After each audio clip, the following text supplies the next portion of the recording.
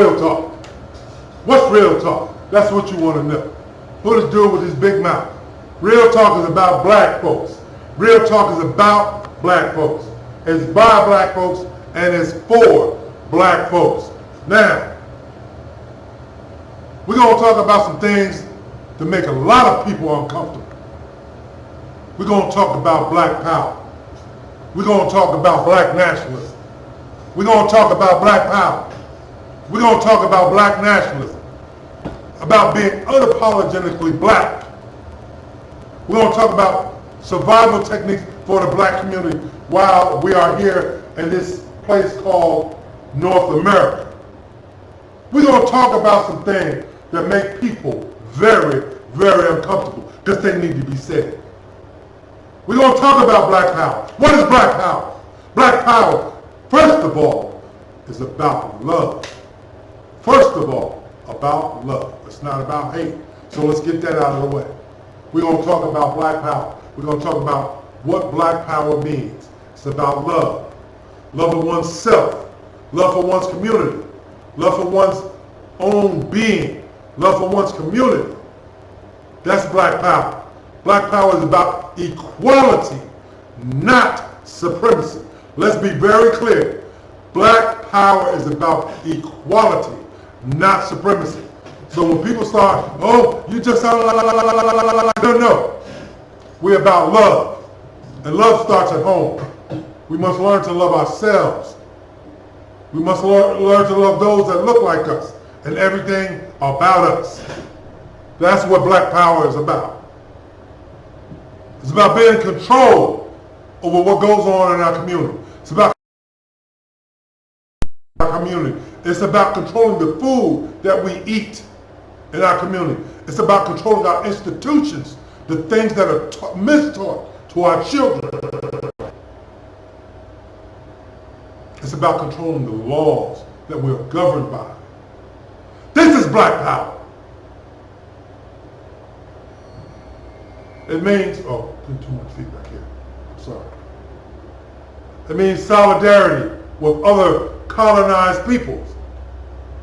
Black power is about self-reliance, self-defense, not allowing interlopers to come into our community and take our black men away, not to kidnap our women and our children, not to put drugs in our community, not to steal the resources. This is black power, controlling what goes on in our community according to us. The same things that every other community has. It's the only thing that we want, black power. It is not about being supreme. It is not about being over anything but ourselves. It's about equality. It's about being proud of who and what you are as a black man, black woman, or child. Black nationalism. Black nationalism. You have to control the land on which you inhabit to have nationalism, to be a nation.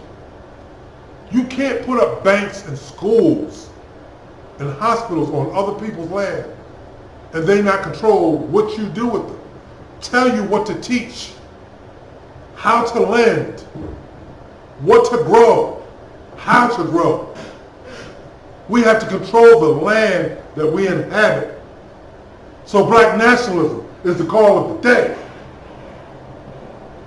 It means being sovereign.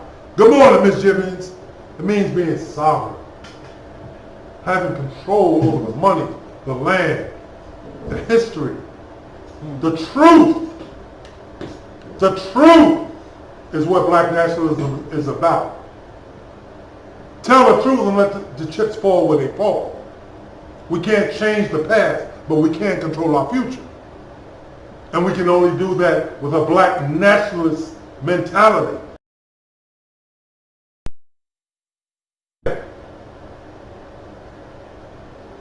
No more begging for a seat at the table.